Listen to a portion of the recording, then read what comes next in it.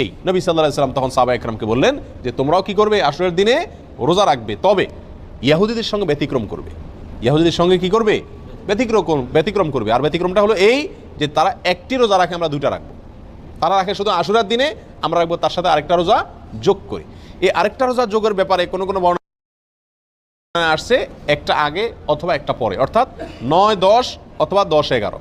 আশুরা তো 10 তারিখের রোজা, তার সাথে একটা আগে অথবা পরে যে কোনো একদিনের একটা রোজা যোগ করে হয় 9, 10 আর না হয় 10, 11 রাখার জন্য বলা হয়েছে। যদিও সেই হাদিসকে ওলামা ইকরামের কেউ কেউ সহিহ বলেছেন, কেউ কেউ যঈফ বলেছেন। তবে নবী করিম সাল্লাল্লাহু আলাইহি ওয়াসাল্লাম তার মৃত্যুর আগের বছর বা তিনি তার মৃত্যুর বছর বলেছিলেন যে আল্লাহ যদি আমাকে আগামী বছর হায়াতের বাঁচিয়ে রাখেন, আমি যদি বেঁচে থাকি, তাহলে লাসুমান্না তাসিআ ওয়াল আশিরা, তাহলে আমি আগামী বছর মুহররম আসলে, আশুরা আসলে 9 এবং 10 2 দিন রোজা রাখবো।